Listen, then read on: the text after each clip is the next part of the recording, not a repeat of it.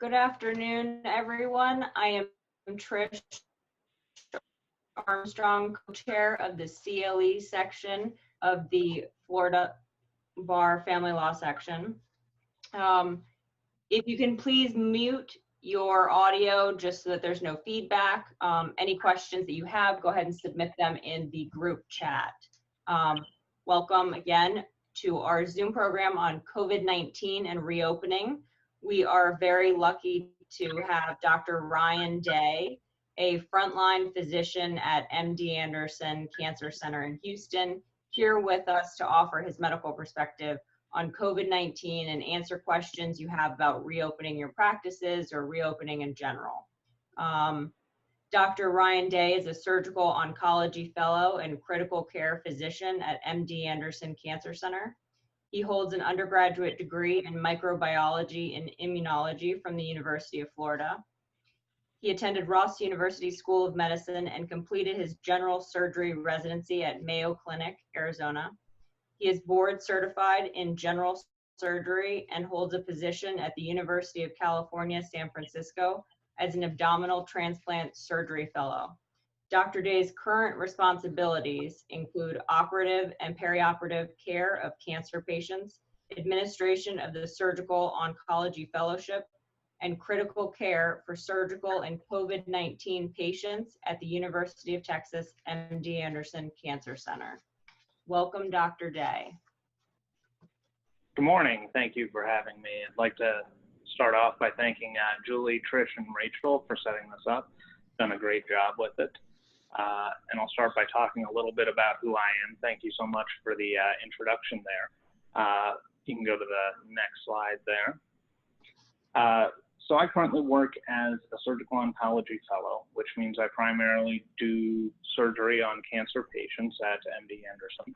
And then I do surgery on patients who have cancer, even if I'm not removing their cancer. So patients who have surgical problems that aren't necessarily related to their cancer. In addition to that, I work in critical care, and I've been taking care of COVID-19 patients in addition to surgery patients who need critical care at MD Anderson. Been part of the COVID planning committees at MD Anderson, doing research and implementing the best practices that we found at MD Anderson.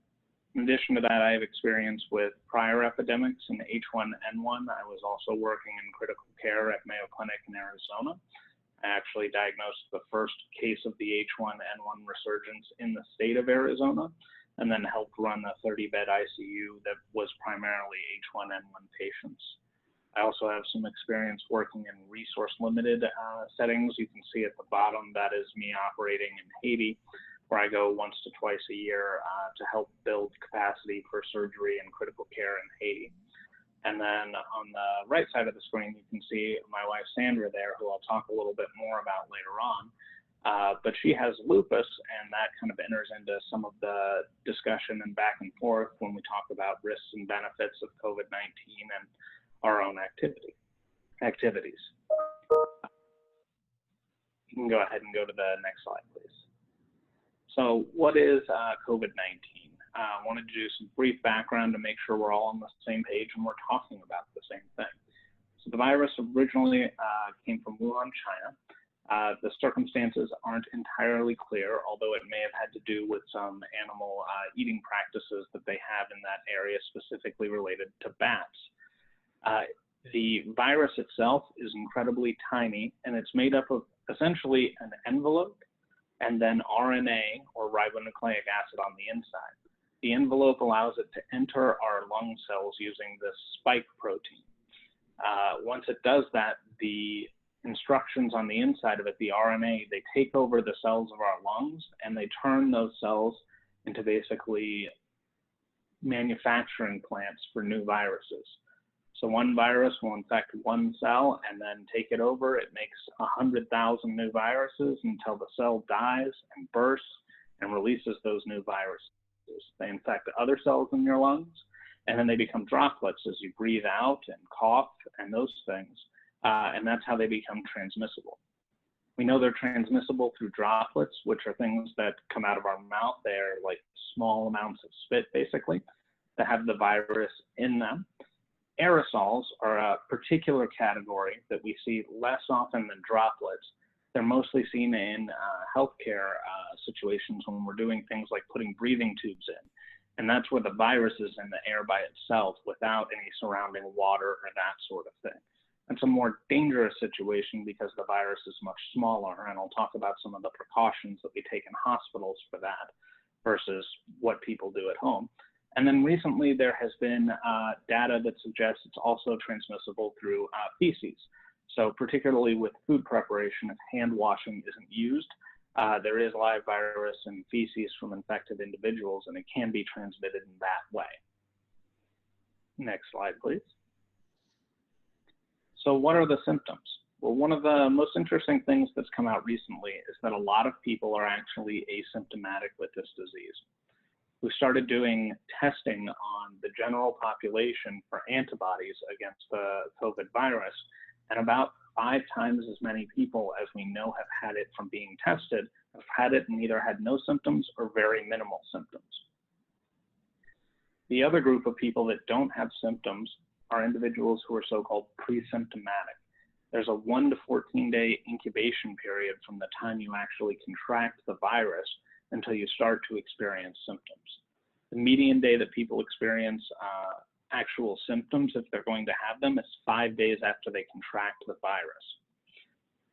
For those individuals, those symptoms include fever, but only half of people actually have fever.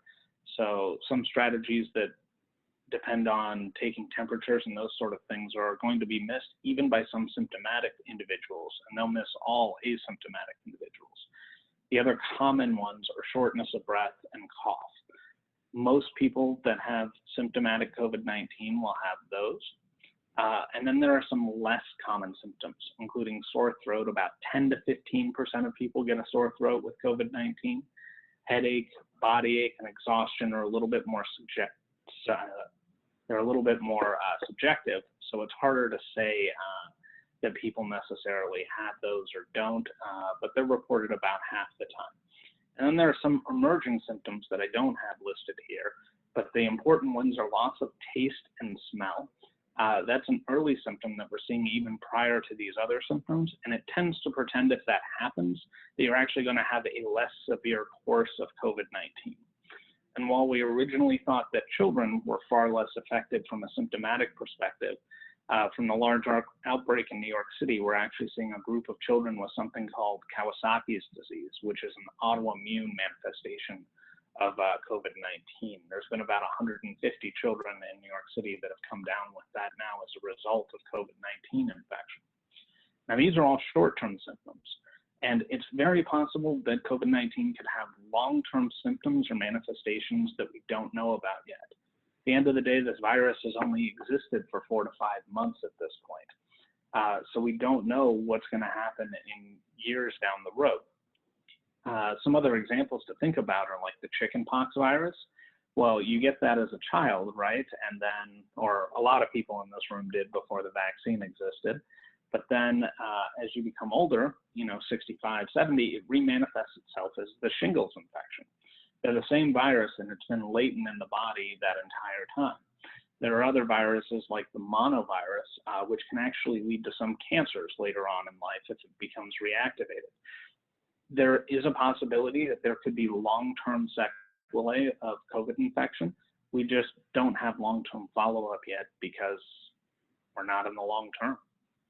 Go to the next slide. So how bad are the symptoms for people who get them? So the rates of hospitalization increase with age.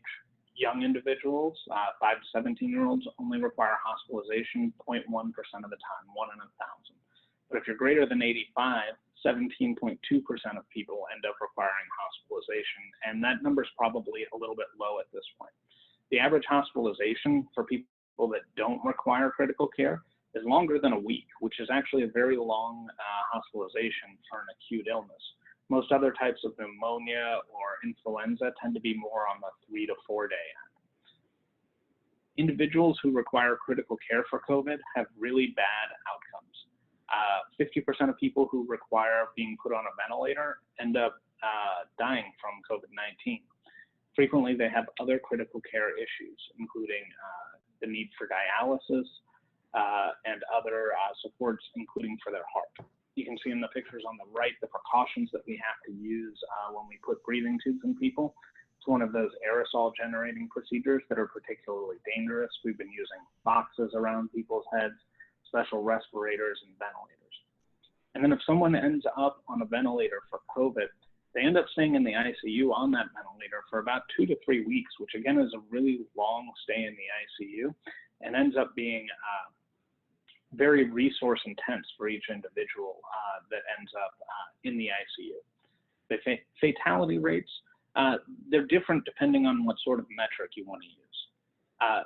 If you look at a case fatality rate, which is taking the number of diagnoses in the United States and dividing it by the number of deaths, our current case fatality rate is 6.7%, which is really, really high. But now that we know that there have been asymptomatic individuals or minimally symptomatic individuals in the community that comprise about 4 to 5 times as many as the number of people we've tested, that infection fatality rate we're thinking is somewhere in the 0.5 to 1% range. That's still really high for an acute respiratory illness like this, certainly higher than influenza or similar other respiratory infections. Fatality rates do increase with age and comorbidity status. So certainly people that are over 85 are at the highest risk, but really anyone over 65 is where you start to see things really start to take off. And then individuals who have respiratory comorbidities like COPD don't do well with this disease due to their increased oxygen demands. And then people with diabetes and other diseases like autoimmune diseases also don't do well because of their intrinsic immune dysfunction. Next slide, please. So what are the treatments that we have available to us for COVID-19 right now? There's been a lot of news about remdesivir, which recently had a positive study. It was originally developed for Ebola. It shortens the length of the hospital stay, but it doesn't have any effect on mortality. And in fact, the paper that they wrote that showed it shortened the length of hospital stay, there's been a major flaw in the statistical analysis that's come to light in the last day or so. And it turns out that remdesivir may actually not even work to shorten the hospital stay. It'll require further study to figure that out. Hydroxychloroquine, at this point, I'm very safe saying there are no benefits to hydroxychloroquine. People do worse, actually. They die at higher rates in the majority of studies that have been published. Several have had to be shut down due to safety issues, and they've had increased rates of complications. It's also depletion of a national resource. Individuals like my wife who has lupus use it for that disease, and there's been trouble getting it for them. At this point, I would not prescribe hydroxychloroquine to any patient that was in the ICU, that was an outpatient, or for preventive reasons. And then there are other treatments, tocilizumab, convalescent plasma. There's a lot of investigational treatments that are still out there that we just don't have the evidence. We haven't run the trials on them yet to know. Some people are using them, some people are not, and we do have trials open.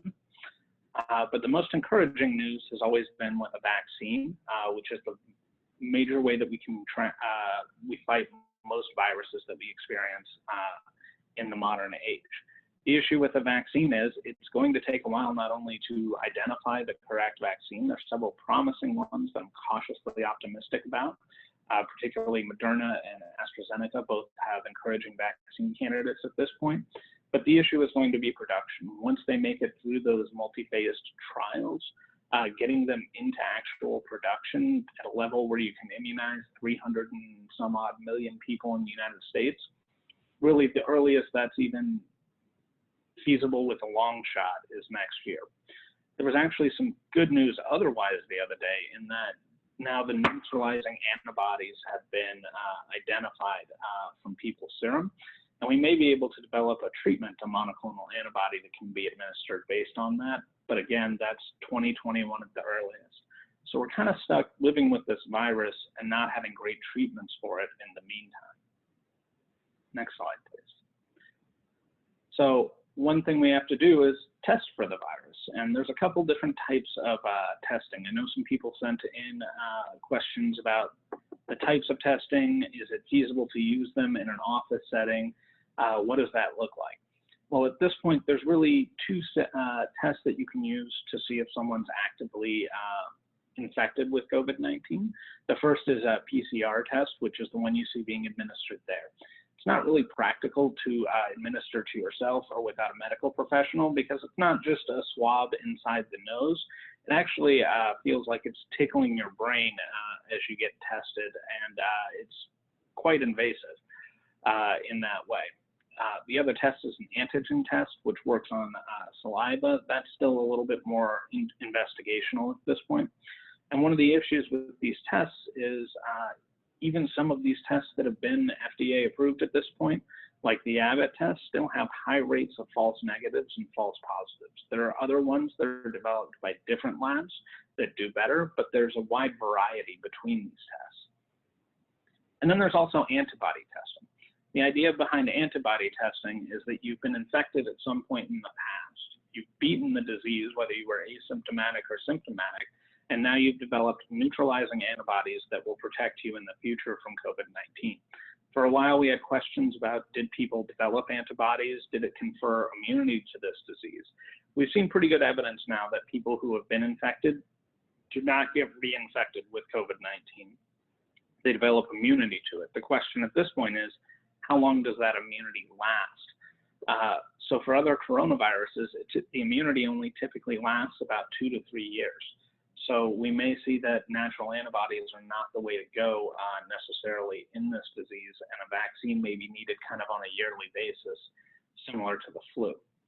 The other issue with antibody testing right now is we've done a couple of prevalence studies. So specifically in Florida, California, areas that have had a moderate amount of COVID-19, we've tested swaths of the population, and about 3 to 5% of the population has antibodies against COVID-19 at this point.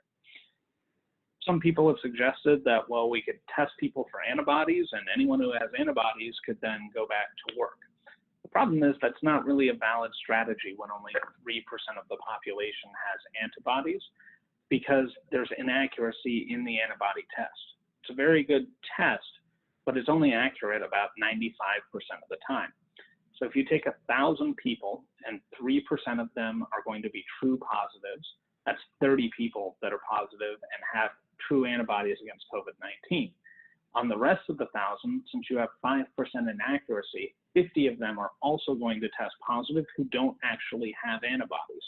So at this point, you would have more false positives than true positives if you tested the population, and you would be submitting people who didn't have antibodies to risk. So that's why that's not a great strategy at this point until a much larger swath of the population has developed antibodies. Next slide. So how contagious is the coronavirus? It's a very contagious disease, and what we use to signify how contagious a disease is a statistic called R0.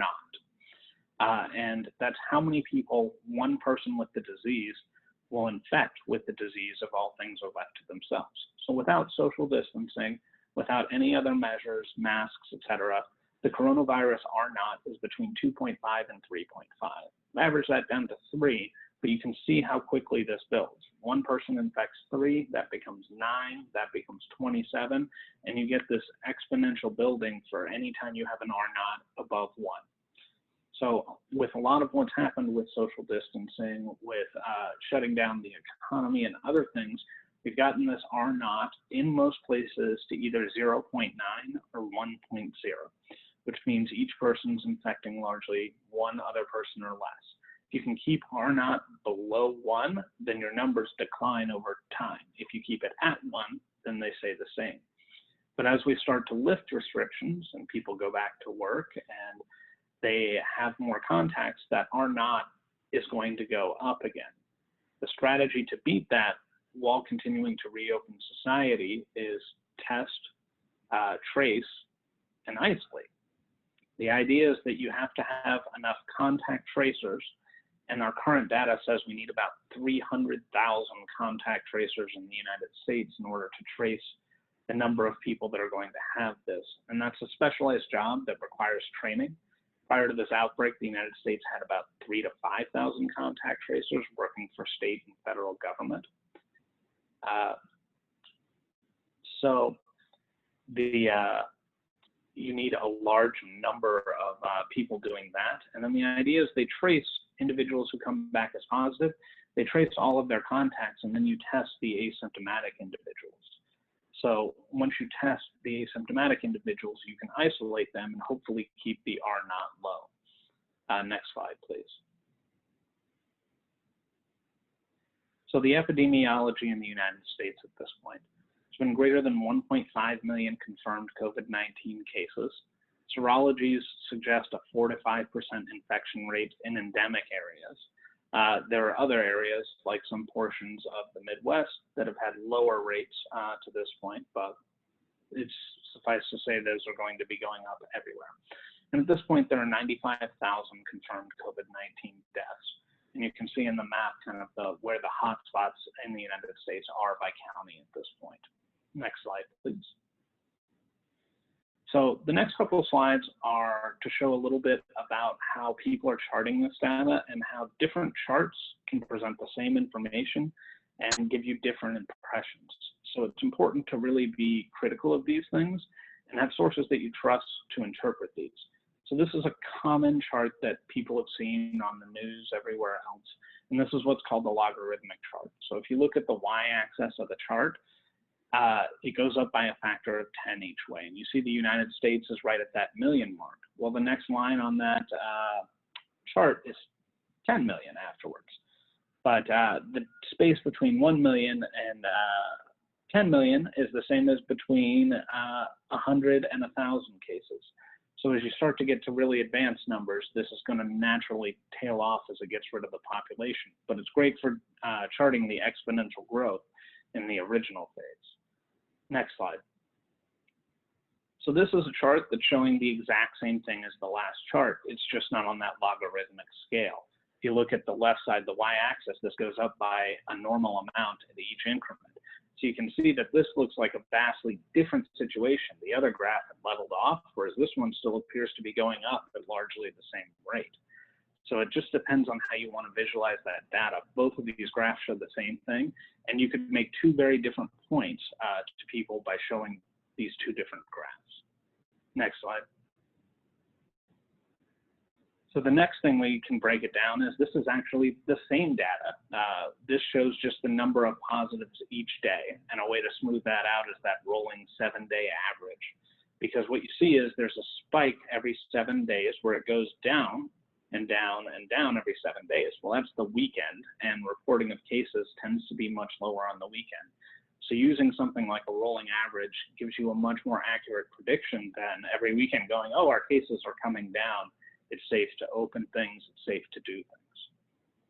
Next slide, please.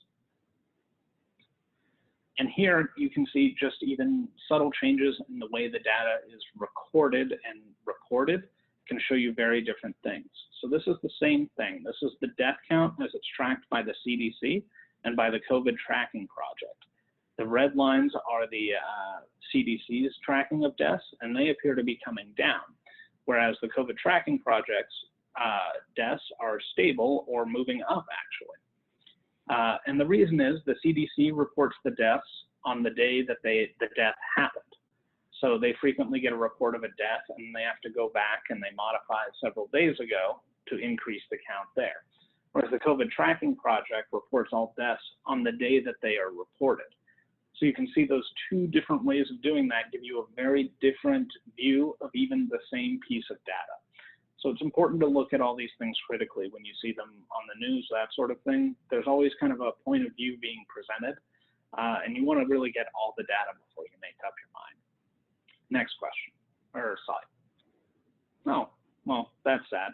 But in addition to the ones that you just saw, there are intentionally misleading graphs as well. This was a picture that was put out by the Georgia Department of Public Health, and it had the dates out of order to make it look like COVID cases were decreasing when they weren't. Next slide, please. Okay, seems some of the pictures didn't go through here, but the public health goals of what we've been trying to do with COVID-19, you can see in the chart at the top right. and that's the so-called flattening of the curve. The point is to not overwhelm the healthcare system, because mortality is going to go up when the healthcare system is overwhelmed. We don't have enough ventilators for people. We don't have enough protective equipment for hospital staff workers. And people are going to die from other diseases. For instance, if you come in with a car crash and all the ventilators are taken by individuals who have COVID, then you end up dying of that car crash, even though that would have been preventable under other circumstances.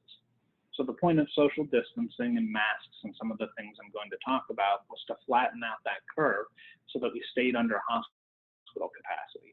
Several communities, New York City, exceeded their hospital capacity, required very valiant efforts in order to get things up to snuff there, but they were able to get there just right at the teetering of their new hospital capacity. But the problem with flattening the curve, or not really a problem, but a consequence of it, is that it prolongs the infection period. It drags it out over time as opposed to being all up front. So you should have lower aggregate mortality if you stay below the hospital capacity line, but it is going to be a longer, more smoldering course over time. One of the benefits of it being longer over time is that you also have the ability to develop treatments. So some of those antibodies, vaccines, those things that I talked about, you have less people that are infected before you get to that point. So that's largely the public health goal that we see. Now, what about masks? And I'm sorry, a couple of these pictures didn't come through either, but the one at the top middle is supposed to be cloth masks. The cloth masks are largely what the public's been advised to wear. And the point of these masks is not to protect the individual who's wearing them. It's to protect each other. So droplets are about 5 to 100 micrometers in size. The point of wearing a mask is to stop droplets from being projected from your mouth onto other individuals. So a little cheeky graphic in the top right hand there about pants and the analogous situation of masks. So really, when out in public, wearing a mask, it shouldn't be giving you a license to do things like be closer to other individuals or take high-risk behaviors. What it should be, what the purpose of it is to protect other people that are around you if you happen to be an asymptomatic carrier. As we go to reopen workplaces, that sort of thing, this is going to be an important measure against asymptomatic spread. The picture on the bottom left was supposed to be an N95 mask, and then next to that you can see a P100 mask and a PAPR, which are things we largely use in the hospital. These are things that we use to protect ourselves as healthcare workers from individuals who are infected. They have a much higher filtration rate than, say, a cloth mask, and they can catch the COVID-19 molecules that are about 1 to 3 micrometers in size. What they don't do, though, and I've seen a lot of kind of false reports about surgical masks and N95 masks and even cloth masks making you rebreathe your own carbon dioxide. That is a straight myth. It is not true.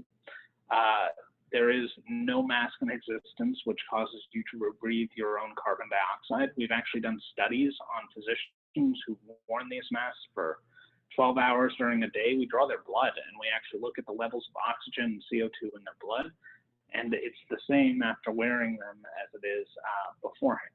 Now, some people get headaches with masks, and I've heard that from a lot of different people. It tends to be from the straps around the masks actually being too tight, as opposed to any sort of impaired gas exchange or anything along those lines. The only individuals who really have difficulties with masks are individuals who have underlying anxiety issues, individuals with autism that can't have masks touching their face and have issues with the physical sensation of that. And then people with baseline severe respiratory diseases, people with COPD, people with severe cystic fibrosis. Sometimes those people have difficulty generating the pressure they need to breathe in a mask. And I would argue those individuals shouldn't be out in public anyways at this point, as an infection would almost certainly kill those individuals. And then finally, in the bottom right-hand corner there, you can see a face shield, something we use in the hospital when we're doing aerosol generating procedures, but it's actually also an option for people that do have anxiety or problems wearing a mask. You can actually wear a transparent face shield like that in public, and it would be both protective for you and other individuals as well. So it's just an option that a lot of people haven't necessarily thought of as a face covering. Next slide. So as opposed to the public health goals, we have individual goals, and largely that's not to get ourselves sick, it's to protect our family. And then it's continue to make a living and protect our employees as we go to reopen things and try to do that in as safe a way as possible. So what does that look like? So the first and most important thing is hand washing. I've seen a lot of people, for instance, in the grocery store and other settings that are currently wearing gloves. I think that's a really bad idea to be using gloves. When we use gloves in a healthcare setting, what we do is we wash our hands, we put on the gloves, we do one thing that has an exposure, then we discard the gloves, and then we wash our hands again. So they're only to protect you from that one exposure. In public, when people wear gloves, what they end up doing is touching one thing, then touching something else, then touching something else. They're cross-contaminating everything that they're touching. You would be much better off doing frequent hand washing as opposed to using gloves in that situation. The next thing we can do is limit in-person meetings and the number of people that need to be in a room together, both the number of people, the duration of people, and the distance between the people. So indoors, air conditioning systems, central air systems, like most places in Florida have been implicated in some spread of the virus. In addition to that, there was recently a meeting in California. It was a board meeting of 13 board members for a company. They had a 9.5-hour in-person meeting, and one of the individuals was pre-symptomatic with COVID-19. After that 9.5-hour meeting, 11 of the 13 individuals in the room were infected. I'm sorry, I'm hearing that there's some issues with volume from the chat there. Okay, some people are indicating no. Okay, well, I'm almost at the end, so I'll keep going here and then we'll try and troubleshoot that. So the next thing, in addition to limiting the in-person meetings and as far as number and duration, is asking people who are coming in whether they've had contacts with people who are positive for COVID-19. Have they had a cough at home? Have they had a fever? Have they had anything that would be symptomatic? Have they traveled to areas outside the country or to areas like New York that have had large amounts of COVID-19? So every day that I go into work right now, there's a big sign and I have to attest to each point that I haven't been tested for COVID-19 and I'm waiting on a result, that I haven't traveled outside a 7-county area, that I haven't had any of these contacts. So it's a good idea to have this for both your own employees and then people that are coming into your practices. Next is temperature monitoring. At MD Anderson, we use these laser guns you can see on the top right. They give you a contactless temperature for each individual coming in. It's a good idea to monitor temperature in some way on people that you're going to be coming in contact with, particularly for long periods of time. The issue with temperature monitoring is, again, even symptomatic people, only half of people develop a fever, and they don't have fever all the time, it's intermittent. So what a lot of people have done is had people take their temperature at home prior to come in, and employees monitor temperature once to twice a day is a way of looking at that. The issue with having people monitor their own temperature is even at MD Anderson, we surveyed all of the healthcare workers at MD Anderson. We asked how many people had a thermometer at home they could use to do this.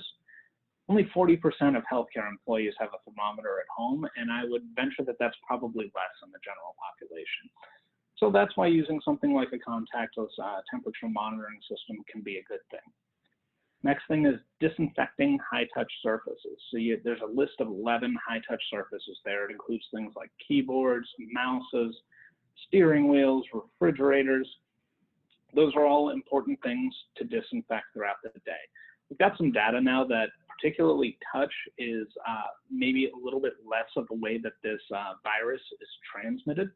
So that's certainly good news, but continuing to disinfect those surfaces between people and touches is a great thing to do, in addition to hand washing in order to prevent spread.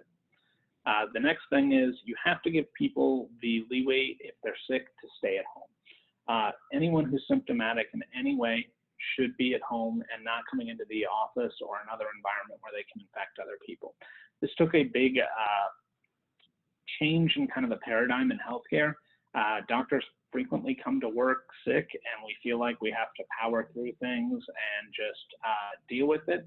And I know that a lot of attorneys can have a similar view of just work through it and you'll get to the other side.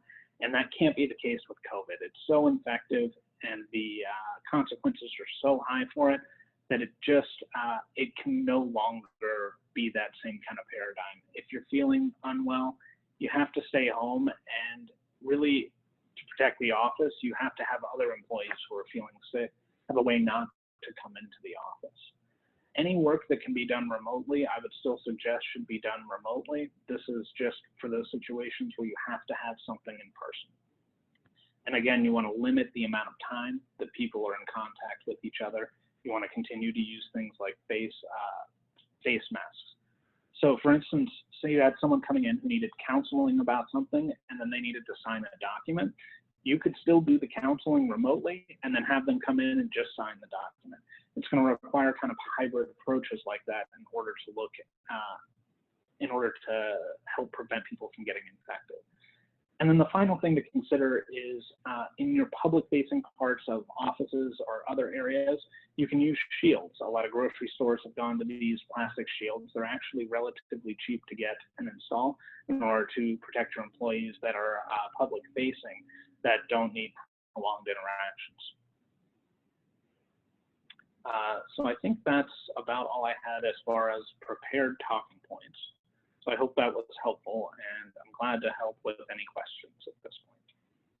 That was very helpful. Thank you. We do have some questions. One of them was about slide 8. I'm going to start from the top, about the R0 number. Richard West wanted to know if that was the current R0 number. I know that that was the initial thought, but I'm reading studies not from the White House that say it's closer to 1.5. So there's a lot of different studies on the R0, and a lot of the methodologies are flawed regardless, because it's hard to test this in a truly laboratory type situation. It's borderline unethical. Based on social distancing, we've seen R0s of 0.9 and 1.0 in the real world. I do think the true R0 is more on the 2.5 to 3 side, but regardless, anytime you're over 1, you're going to see growth and spread of the disease. Okay. And a question about the masks. Can the N95 paper mask be effectively washed with soap? So we actually do not use soap to reuse N95 masks. We reuse N95 masks. There's a couple of different ways to do it. One is with using heat, like in an oven type situation, but you can't have the mask actually touching any surface within the oven. It has to be hanging by something else, so that can present practical concerns. There's a way of sterilizing them using radiation, but typically when you get these masks wet, they actually kind of stop to function. So using soap and that sort of thing is not a great way to do it. Another way is UVC light. I know there was a question that was submitted last night about, does UVC light kill this virus? It does, but the issue with UVC light is it's also dangerous. UVC light is not something that's normally in our atmosphere. It gets filtered out by the ozone. We have UVA and UVB that hits our skin. UVC is a higher energy light. It is used in hospitals for disinfecting rooms of troublesome infections, including COVID-19. But the issue is it's also dangerous to you. It's much higher energy than the sunlight we get right now, so it causes things like skin cancers, incredibly high rate. So if you're going to use something like that, you have to be really careful about the exposure you're submitting yourself or others to. Mm-hmm. And a question came in, how much safer are we in groups outside versus inside? So a lot of it depends on the dynamics of those groups, who's in those groups, what other activities those individuals have had. So when you're with somebody else, you're essentially trusting that every contact that they've had is also not someone who is potentially symptomatic, anything along those lines. As to indoor versus outdoor, the jury's out a little bit. I do think outdoor is safer. Central air conditioning systems have been shown to recirculate the virus and place it into different locations. There was one paper from a restaurant in China that posited the only way certain spread could have happened is with their air conditioning system. So at the end of the day, it is probably somewhat safer outside versus inside. But just remember those respiratory droplets, those sorts of things, they can linger in the air for up to 15 minutes. So really any interaction with other people is always going to have that risk-benefit analysis associated with it right now. Okay.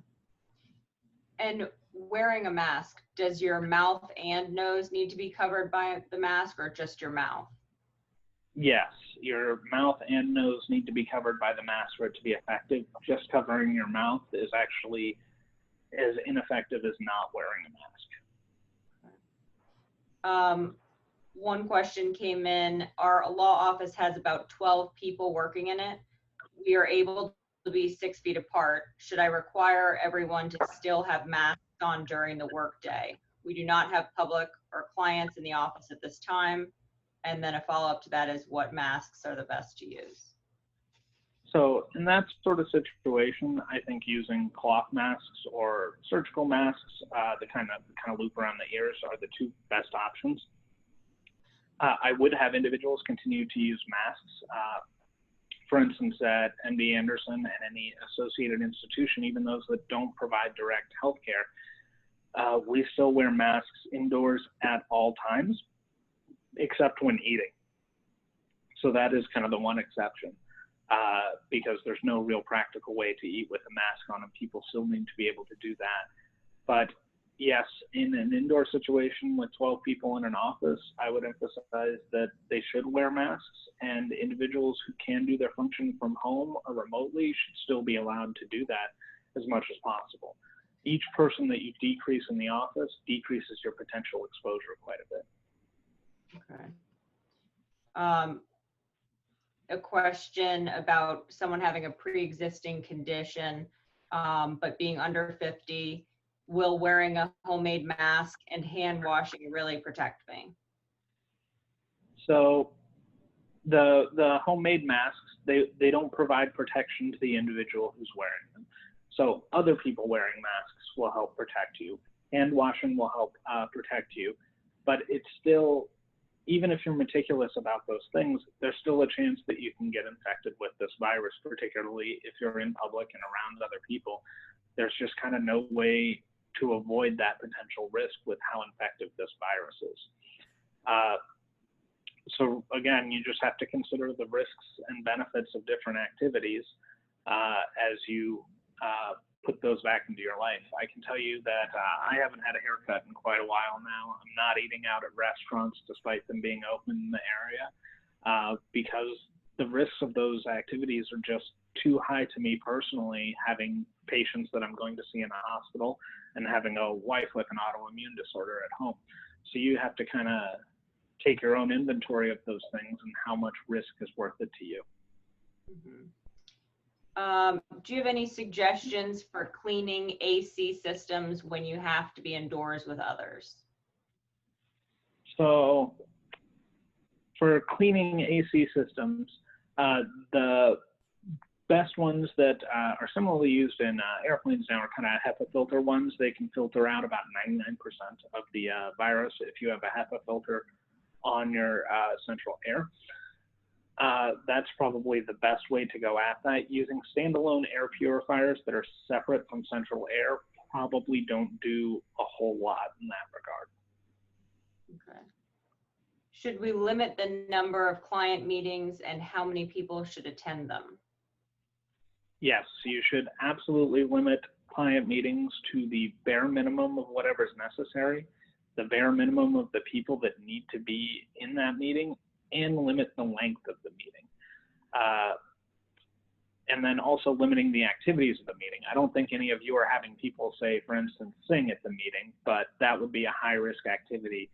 And one thing that worries me with seeing, say, churches reopen is there singing going to be going on?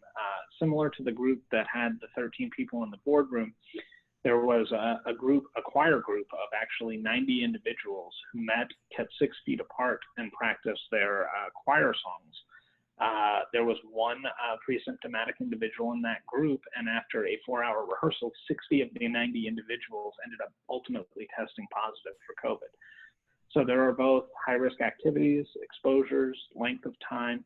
You need to limit all those things to kind of the bare minimum of what's necessary to get the task done. Right. And how long do you think, with all the reopenings now, there's a lot of pressure to sort of get back into things. How long do you foresee us having to really limit contact like this? Yeah, so there's really only a couple ways that this ends, so to speak, and that social distancing can go back to normal. And that's one, a vaccine is developed and is distributed widely, and we develop herd immunity from everyone being vaccinated or a large proportion of the population being vaccinated. 2, it goes on long enough that almost everyone has had the disease at that point, and then they have recovered and developed antibodies. We don't know how long those antibodies will last. So that could be a temporary situation, but that is another way that things could get back to normal.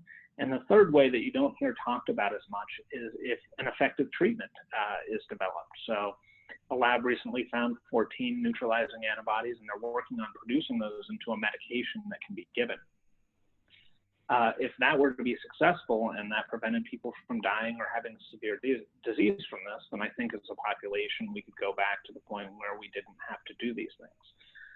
But even with the social distancing in place and the masks that are being used right now and other social strategies, it's not clear that even those are going to be enough to prevent us from needing to shut things down again in the future.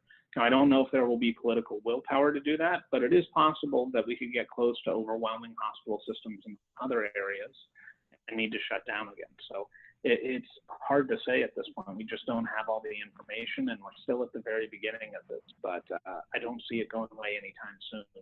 Mm-hmm.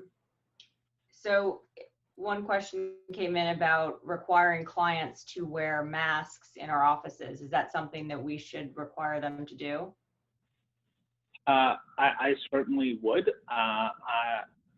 To come into MD Anderson right now as a patient or anything else, you have to wear a mask. I wouldn't want to be exposed to individuals who aren't wearing a mask. I can tell you the scariest part of my week is when I go to the grocery store and I see people without masks on.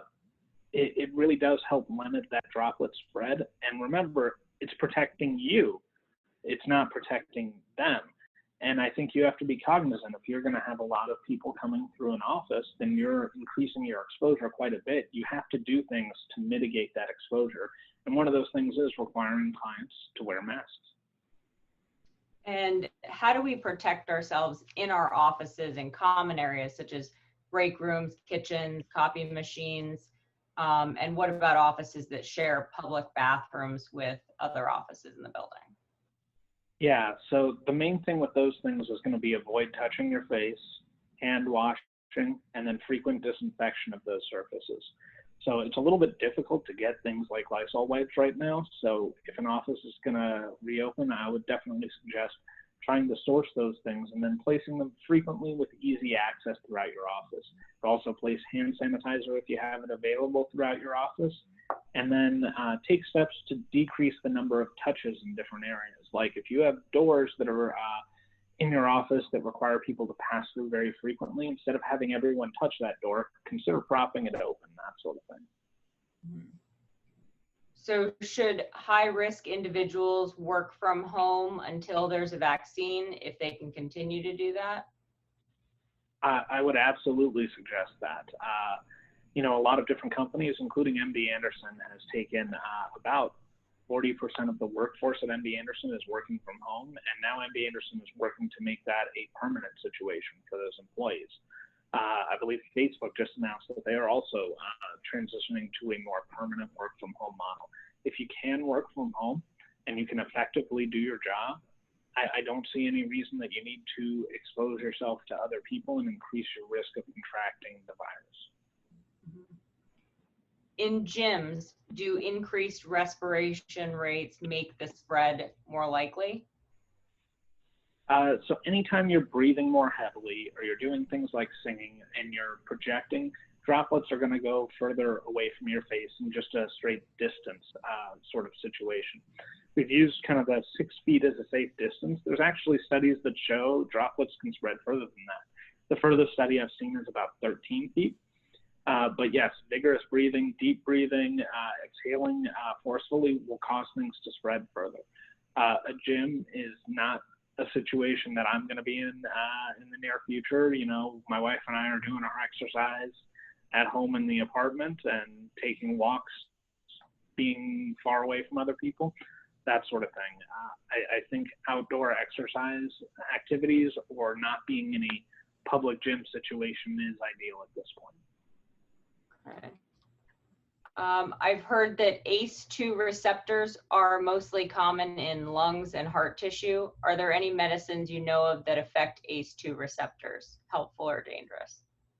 Yeah, so that's a great question, actually. There were some thoughts early on in this disease. There's a antihypertensive medication. It's called lisinopril or losartan are the two, and they're ACE inhibitors or ARB blockading medications. There was some thought that maybe if we use those medications in people, it would prevent them from getting infected. That largely has not panned out as a therapeutic option. We have not seen better results from people doing that.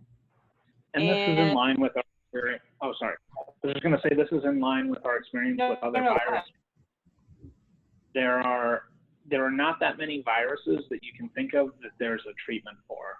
There's a couple that have been very recent things like hepatitis C getting treatment in the last decade or so. But if you think about, the common cold, influenza, all these other things, we don't have neutralizing treatments for the vast majority of viruses. Mm-hmm. 2 more questions. Would you send your kids to school when they do open? So that's a really difficult question, and that's one thing that makes me glad that I don't personally have children, because I don't have to make that decision. But there's going to be a couple different factors that go into that. The first is, do your children possess any predisposing health conditions? So if I had a child with cystic fibrosis or something like that, then that would be a hard stop no for me. The danger with schools is less to the children themselves, we think. There is some risk associated with, say, the Kawasaki's disease that we've seen in New York, but even that's happening in very low numbers. The main risk of sending children to school is that they act as vectors. So if if a child's parents are infected at home, and then the child gets infected, but they're asymptomatic, as the majority of children are, then they spread it around at school, then all the other children take it home to their parents. It's more that vector phenomenon that I worry about with schools than necessarily the risk to individual children from going back to school. Okay, we're gonna start wrapping it up here. Is it safe to use grocery delivery services like Instacart? What about one-on-one personal trainers? So any interaction where you're using one individual in a controlled situation is going to be better than being in public and using a lot. So like I would use a personal trainer, a single personal trainer, versus being in a public gym. I think that's a better situation. But then you also have to think about that personal trainer, how many people are they personal training and coming into contact with as well?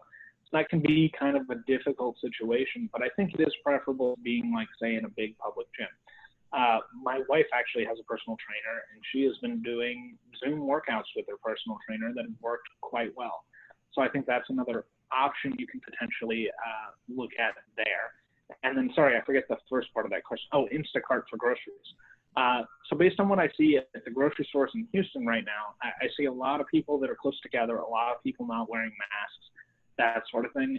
Again, it is kind of the most stressful part of my week is when I'm in there, because it's this uncontrolled situation, as opposed to when I'm at work and everyone abides by safety distances and wears masks and takes these preventative measures and washes their hands all the time. Instacart, I think, is a better situation, grocery delivery, especially now that we're getting evidence that the virus doesn't transmit as well off surfaces. So things like the bags are probably less infective than we originally thought. So I do think that's a preferable option, that curbside pickup, to being in the store for a prolonged period of time, exposed to a wide number of people. And last question, should a high-risk individual postpone in-home physical therapy? So that's another one of those risks and benefits situation. A lot of things like someone who's had a stroke and they're getting physical therapy afterwards, a lot of those gains that you get back from physical therapy, it's not possible if you delay the physical therapy. You start to develop permanent losses. So the question becomes, do you want to take your risk up front, or do you risk permanent disability in those situations? And you've got to weigh those things against each other. It's certainly a situation I talk to your doctors about, and I talk to your family about, in order to prioritize what your goals are. For some individuals, that physical therapy, not getting it, could be completely debilitating for them in the long term, and they'll take the risk of getting the virus. For other individuals, it's something that it can be put off, and there's no long-term sequelae of that, and they can limit their exposure in the meantime. The only problem with putting off something like that may be a medical necessity is, I can't tell you when it's going to be safe to do in the future, or when this is going to resolve. Under the best case scenarios, we're looking at, the middle of next year sometime. So I don't think you can put things off indefinitely. And that's part of the kind of existential crisis that this country is facing right now, is we can't put things off forever, but we have to do things to mitigate risk as well. Well, thank you so much, Dr. Day. Really, it's been great, really informative. I hope everyone has enjoyed the opportunity to go one-on-one with such a qualified doctor. So we really appreciate your time. Thank you very much. And thank you everyone for attending. Have a Very well. safe Thank you for having me. weekend.